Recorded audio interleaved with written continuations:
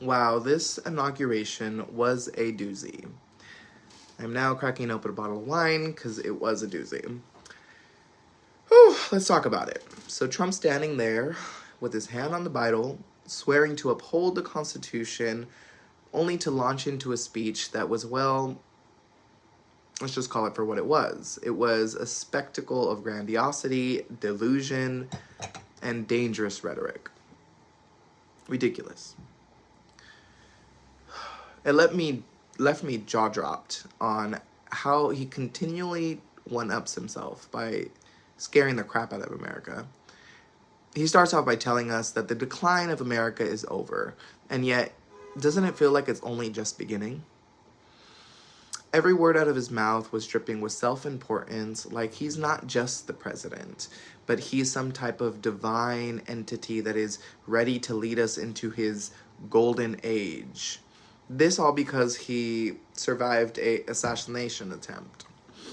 Let me tell you, if this golden age is anything like this infamous tan that he's got, boy, we are in for some trouble.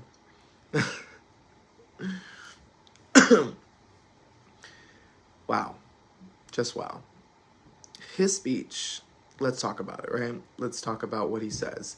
The audacity, because wow. He actually invoked Martin Luther King Jr., Dr. King, claiming that he's going to fulfill Dr. King's dream.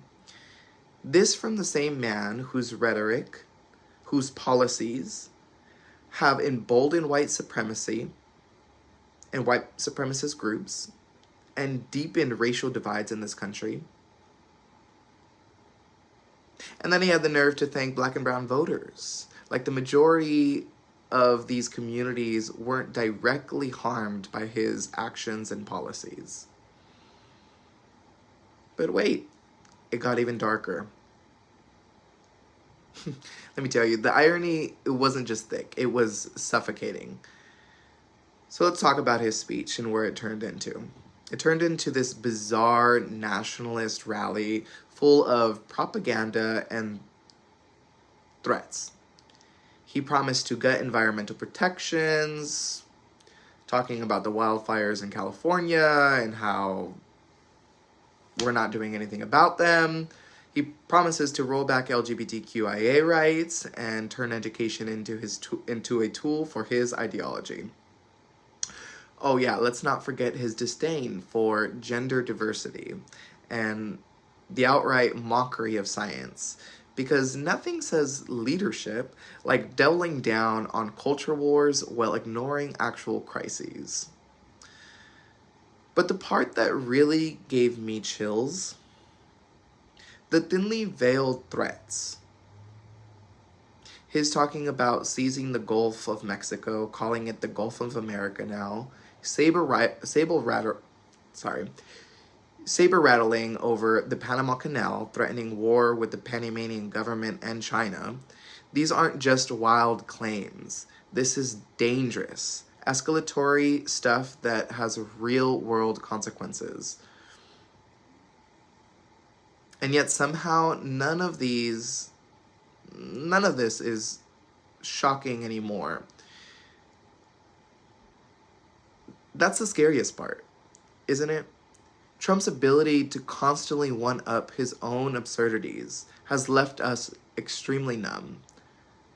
But we can't afford to stay numb, because this is the fight we have to face. Not only just with protest or with votes, but with leadership, with empathy, and a refusal to let this chaos define this country and who we are as a people. It's exhausting, it's infuriating, but we can't give in and check out.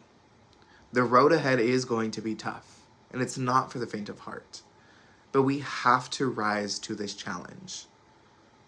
This is an opportunity for healing and growth, to heal divisions. Together, piece by piece, we can do that. So let me just say this. Now is not the time to give up and tune out. You have to stay engaged. You have to stay informed and stay ready. We've got a lot of work to do. Let's get to it.